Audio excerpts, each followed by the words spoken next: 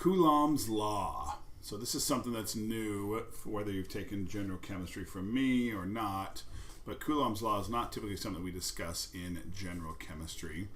Okay, and Coulomb's law is one of those real big deals in terms of how to explain things the correct way on the AP exam. So this is definitely something we want to make sure that we understand pretty well. It's pretty straightforward. Yet at the same time, we want to make sure that we have it right so that we do it correctly. So you can see, first of all, there's this symbol right here. Notice that's not an equal sign. That means it's proportional to. So the capital F stands for the force of attraction, or it could be the force of repulsion. Typically, it's the force of attraction.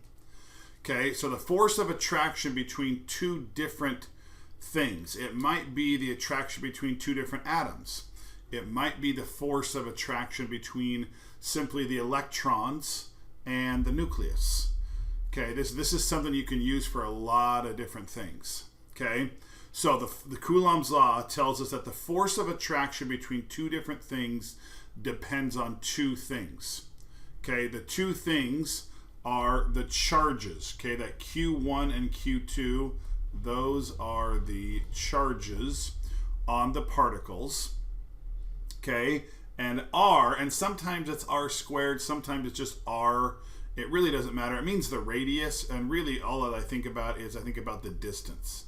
I think about the distance between the valence electrons and the nucleus. I think about the distance between one atom and another. Coulomb's law, like I said, it's going to come back more and more and more. But we're going to start talking soon about ionization energy, atomic radius, electronegativity, lattice energy, and there's even more things that you can use that you can all describe using Coulomb's law. Okay, so the force of attraction between two different particles depends on the charges of the particles, and notice that the charges are on the top. Okay, and because they're on the top of the equation, it means the larger the charges, the greater the force of attraction. So sodium with a +1 charge versus magnesium with a +2 charge. Notice sodium's only +1, magnesium's +2. Magnesium has a greater charge. Okay, sometimes you can use those charges. Okay, sometimes you can say that carbon only has 6 protons, fluorine has 9 protons. Okay, fluorine's got a greater charge. Okay, so it's going to have a greater force of attraction. Okay, so this positive charge can mean the charge on the ion itself. It can mean the number of protons or electrons that one of these atoms has. Okay, and again, the larger the charge, the greater the force of attraction.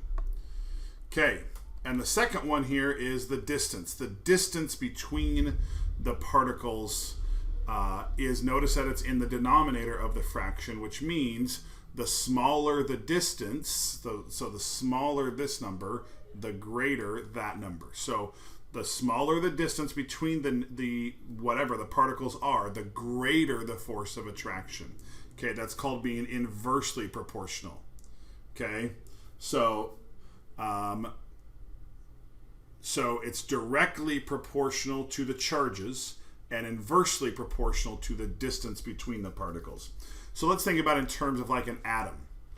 Okay, an atom's got the nucleus in the middle with the protons and the neutrons, and then the electrons in the 1s, 2s, 2p, 3s in the different shells. Okay, which electrons are going to feel that force of attraction the strongest? Well, of course, based on the distance, the 1s, or the electrons in the first shell, are going to feel a stronger attraction to the nucleus because the distance is closer, and the closer, the smaller the distance, the greater that force of attraction is going to be. Okay, now again, this is just the beginning of Coulomb's law. This is the cute little introduction to Coulomb's law. It's going to be coming up a lot more as we talk about, like I said, at least those 4 things down below: ionization energy, atomic radius, electronegativity, and lattice energy. Okay, but what are the 2 things that affect Coulomb's law? Charges and distance. Those are the 2 main things you need to understand with Coulomb's law. The greater the charge, the greater the force of attraction. The smaller the distance between the particles, the greater the force of attraction. Okay, now, this kind of goes back to the idea of the Bohr model, Niels Bohr model of the atom. And he said that that electrons can only travel in these fixed orbits or shells. We've already learned this when we learned about electron configuration. Here's the first shell, here's the second shell. So we've got 1s, and then we've got 2s and 2p, etc., 3s, 3p, 3d. Okay? Now, one of the things that they have found based on these energy levels, or shells that we call them, is that elements will emit energy when they get heated. Okay, now we know that as an excited electron configuration. Okay, because when you have an excited electron configuration, one or two of those electrons goes up to a higher energy level, and then as it falls back down to the ground state, it releases energy. And when it does, it produces many times different colors of light. Because each of them produce a discrete packet of energy, and that energy many times falls into the visible spectrum, a lot of times you can see different light. Okay? So when that electron falls back to its original lowest energy shell, the ground state, it releases that energy that it needed to move to that higher energy state. And when it does that, it creates a line in a spectrum. Okay? And since these shells are fixed, the difference in the energies is also fixed. So every element, because it has a different number of protons, and because the amount of energy that comes back down is different, it will produce a different line spectrum. So every element has its own unique line spectrum because they all have a unique number of elements, or not elements, of protons, and a unique number of electrons, which means the energy that is released when those electrons fall back down is the same for that element. Okay, but it's also going to be different for every other element. Here you can see the line spectrum of hydrogen. You can kind of see a couple of blue lines here, the light blue one here, and the red one here. Whereas Mercury looks completely different. Okay, and every element looks different from all of the other elements because, again, each element has a unique number of protons and a unique number of electrons, and that produces different amounts of energy. Okay, and that's going to lead us into these two equations right here, which might look familiar to them. So I'm just going to talk about them real quickly, and then tomorrow we'll do some examples with them.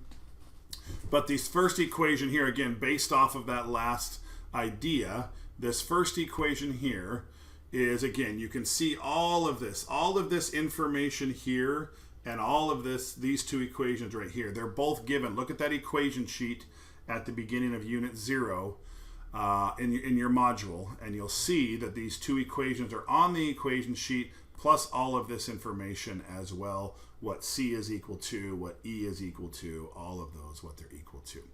Okay, so this first equation tells us, this equation right here, is that the speed of light, which is C, is equal to the Greek letter lambda, and lambda is, as you can see down here, is the wavelength, and it's how big the wave is, times the frequency. And the frequency is the number of waves that pass by a certain point each second. So if you could count the waves, it's the number of waves that would pass by every second. Okay, and they're moving at the speed of light. Remember, here's the speed of light right here. Okay, and so you should notice here that this equation, the speed of light doesn't change. Okay, it's this number right here. I use just 3 times 10 to the 8th on the AP test on the equation sheet. This is the number that they actually use. So if you have it, you might as well use the number that they give you. Okay, so the speed of light doesn't change, which means if you have a really, really big wave, if this number is really, really big, what do you think that tells you about this number? Well, of course, the bigger the wave, the less that are going to pass by per second. So just to kind of just think about this equation, we should understand that if you have a really, really big wave, not very many of them are going to pass by every second. Yet, so that means if the wavelength is big, if this number is a large number, then the frequency is going to be a smaller number. But the opposite is also true. If you have a really, really small wave, and sometimes they get really, really small, so if the wavelength is a small number, what does that mean? It means, of course, if they're traveling at the same speed, the speed of light, that of course means that more waves are going to be able to pass by every second. Okay? And so you have the smaller the wavelength, the higher the frequency is going to be. Okay? So, now all of this stuff deals with actually doing calculations. So we're going to go ahead and stop this for now. Tomorrow we will start right here, and then we'll start doing a couple of examples with wavelength and frequency.